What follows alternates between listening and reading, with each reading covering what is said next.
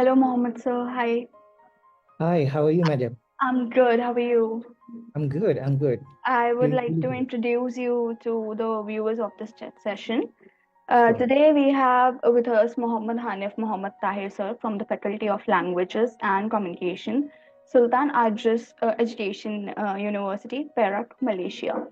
Muhammad sir participated in one of our online conferences, Educon Singapore International Conference on Education.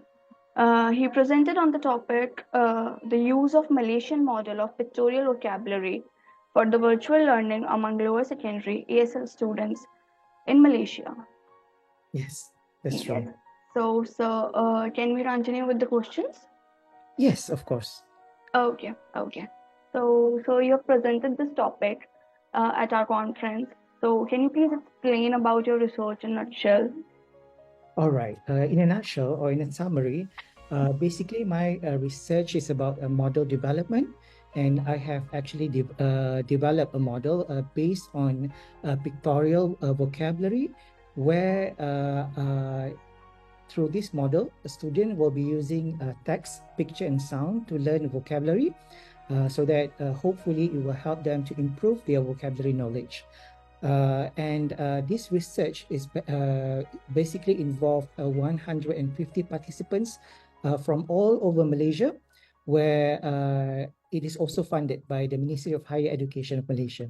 Oh, that's great. So, is this research for pre-primary or primary students? It is actually for the lower secondary Hello. school students, so students between 13 years old to 15 years old. Okay, okay, okay. So you use pictures to understand the vocabulary words and to make them learn.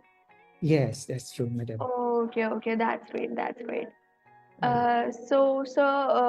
When we start something new, there are always challenges that we face, even in our daily lives. So, True. what are some challenges that you face while this research?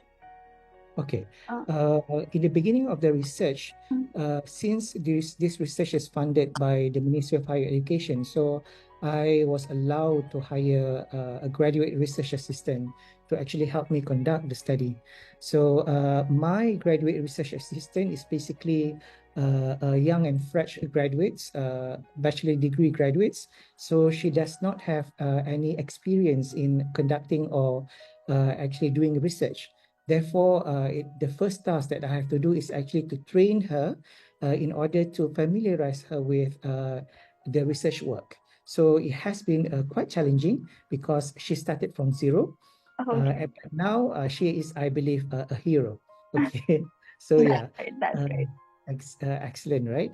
And secondly, in terms of the data collection, it was challenging for us, my graduate research assistant, as well as myself, to actually go from one place to another across Malaysia, because the study involved participants across Malaysia, where we have to actually collect data from one state to another.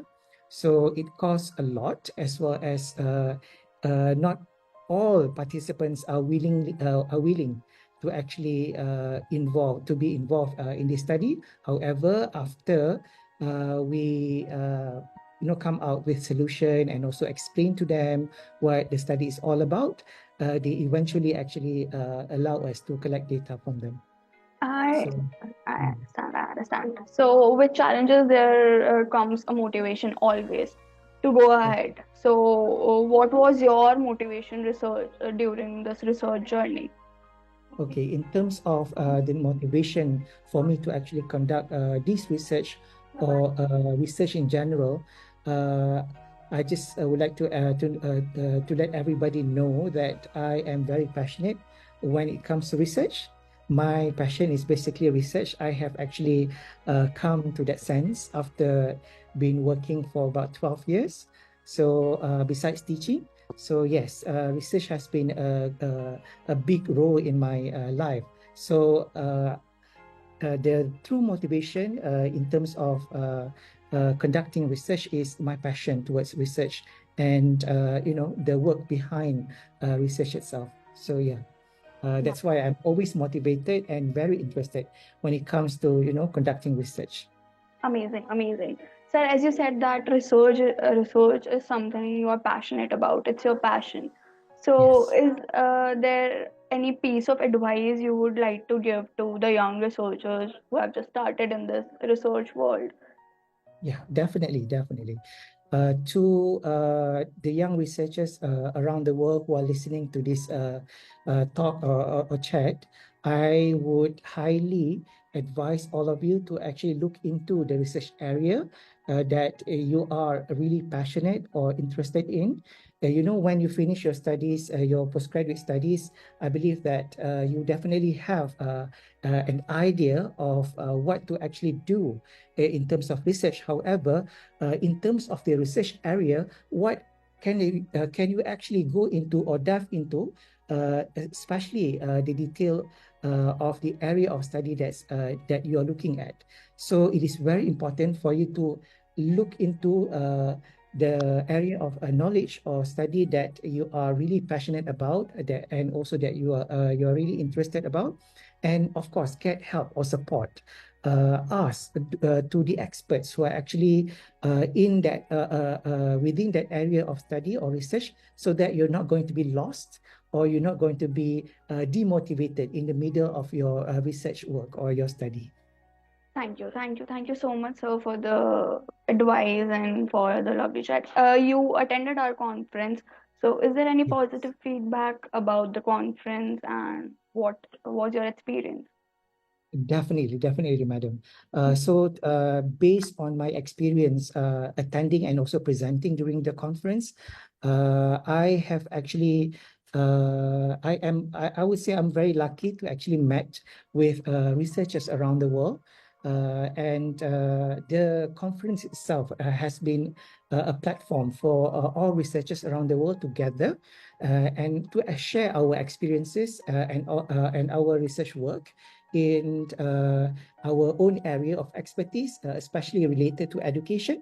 So I am very blessed for the organizer of the research conference of the conference to actually enable us to get through the research successfully, and also to have this experience. So thank you very much. Thank you so much for sharing your experience with us. We are really grateful to have you, and it will be great to see you at our future conferences.